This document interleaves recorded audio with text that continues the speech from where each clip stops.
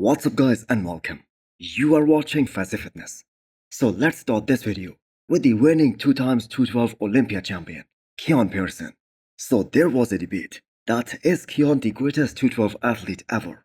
Is he even better than Flex Lewis, who holds the record of 7 Olympia title wins and that too in a row? Now if you guys ask me, my personal opinion is that Keon's 2024 Olympia physique, that is the best physique to ever step on the 212 Olympia stage. And if there was just one area where Keon is kinda vulnerable, that is his midsection. Because he has genetically an ab split, which doesn't give an ideal look to his midsection. Other than that, Keon Pearson is absolute perfection. Which is a six-pack. A lot of people control, which is a six-pack. A lot of people have more control over the six-pack, and he doesn't because he has a really large fascious split between the six-pack. And here in his recent YouTube video, Keon's fiance points out something that is very important, and that is gonna really help him a lot. That is gonna help Keon's career a lot in the future. Ever since turning pro, Keon has just put on 30 pounds of solid muscle. So just because he has grown everywhere else, that fascia on his abdominals, that has also grown. And improving that one particular point, that is gonna be the key heading into 2025. Keon was born with this. A lot of people debate that online. He was actually born with this. And it's grown over the years because he's grown. The only way to be cautious about that is one, Keon makes sure he is really careful on how much muscle he packs on in this upcoming offseason. And he makes sure his stomach stays the same. And secondly, improving his midsection control, which I think was phenomenal at this past Miss Olympia. But that is something her fiance really wants Keon to work on. It's all about longevity, especially for me. Doing one show a year, it's no rush to try to get back on the sauce or whatever you guys want to call it, or, you know, be Superman. It's the time to push and it's time to back off, and it's the time to back off. Now, this might not seem like an important aspect at this stage of Keon's career, but just look at the evolution of the legend himself, Phil Heath. How his stomach distension, that got worse and worse over the years, and that became so apparent that because of it, he lost the Olympia title.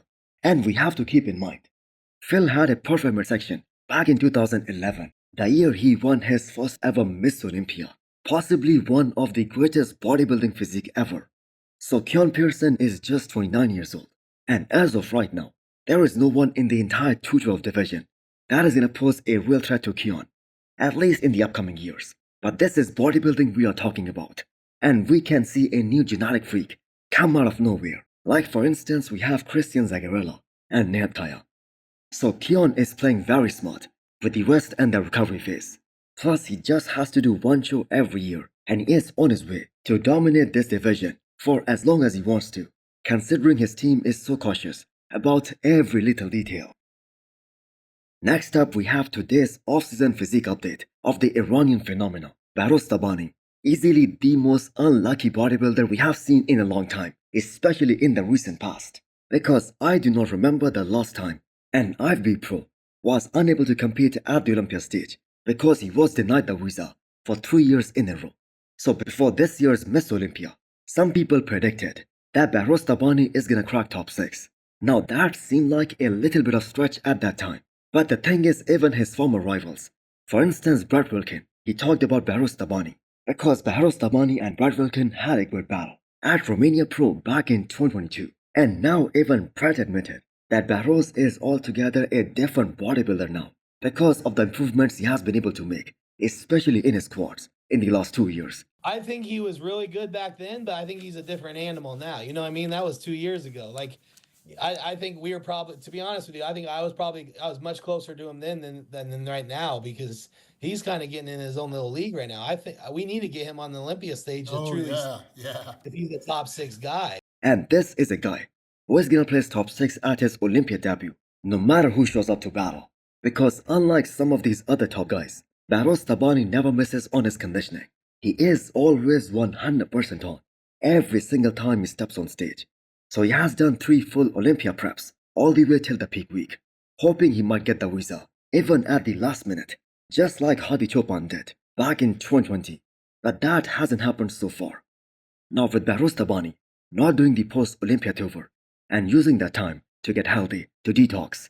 He is gonna be applying for this upcoming Arnold 2025. And make no mistake, he is gonna be 100% on.